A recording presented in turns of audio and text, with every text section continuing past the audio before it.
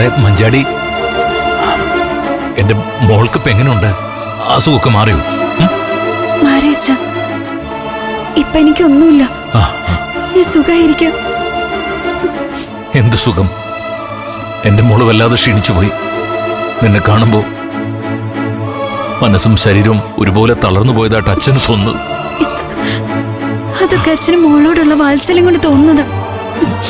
അച്ഛനകത്തേക്ക് വാ. വാ.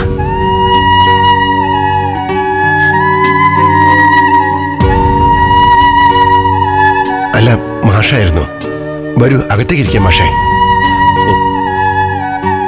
ജീവന്റെ അമ്മയും വയ്യാണ്ടിരിക്കാന്ന് അനുപമ എന്നോട് പറഞ്ഞിരുന്നു. ഇപ്പൊ എങ്ങനെയുണ്ട്? കുറവുണ്ട് മാഷേ. ഇപ്പൊ മരുന്ന് കഴിച്ചിട്ടൊന്നും മയങ്ങിയ. ശരി, അച്ഛനിരിക്കെ. അമ്മോട് വരുമ്പോ നമുക്ക് അങ്ങോട്ട് പോയി കാണാം. ശരി മോളെ. നിനക്ക് കുറച്ചു ദിവസം അനുചേച്ചിയുടെ കൂടെ പോയി റെസ്റ്റ് എടുത്തുകൂടെ?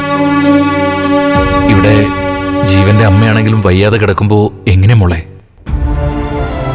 ഞാനും രജനിയും ആവുന്നത്ര നിർബന്ധിച്ചതാ മാഷേ.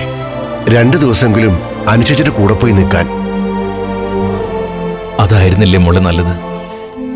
ഇവിടെ ഇപ്പൊ നീയും കൂടി ഉള്ളത് ഇവരെ കൂടുതൽ വിഷമിപ്പിക്കല്ലേ ഉള്ളൂ. ഇല്ലച്ച, ഇവിടെ എല്ലാവർക്കും ജീവനെ ഓർത്തുള്ള വിഷമം മാത്രമേ ഉള്ളൂ. ഞാനിവിടെ ഉള്ളത് വയ്യാതെ കിടക്കുന്ന അമ്മയ്ക്ക് ഒരു ആശ്വാസ അല്ലേ അച്ഛ? അങ്ങനെയാണെങ്കിൽ ഞാൻ അനുവിനെ ഇങ്ങോട്ടേക്ക് അയക്കാം. അവള് കുറച്ചു ദിവസം ഇവിടെ നിന്ന് എല്ലാ കാര്യങ്ങളും നോക്കിക്കോളും.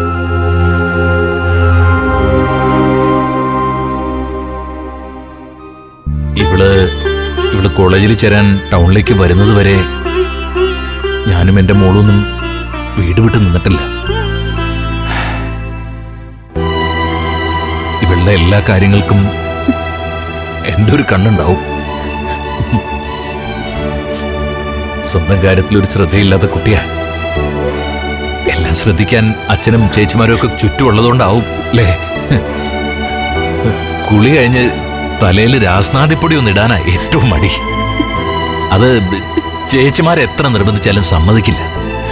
അവസാനം പിന്നെ ഞാൻ തന്നെ പിടിച്ചിരുത്തി തലയിൽ രാസ്നാദിപ്പൊടി ഇട്ട് കൊടുക്കുകയും ചെയ്യും.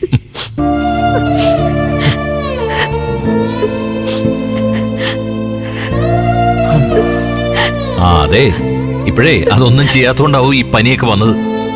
സൂക്ഷിക്കണം മോളെ, കേട്ടോ? അച്ഛനിപ്പോഴും നീ കൊച്ചുകുട്ടിയാ. നീ ഇങ്ങനെ കഷ്ടപ്പെടുന്നത് കാണാൻ അച്ഛന് വയ്യ.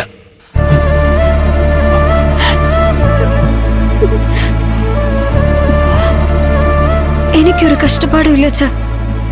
ജീവന്റെ അച്ഛനും അമ്മയും എന്നെ നന്നായിട്ട് എന്നെ നോക്കുന്ന. എനിക്കിപ്പോ കുറച്ച് സങ്കടങ്ങളേ ഉള്ളൂ. അത് മാറുമെന്നുള്ള വിശ്വാസമുണ്ട്. അച്ഛനിരിക്കെ, ഞാൻ അച്ഛനൊരു ചായ ഇട്ടുതരാം.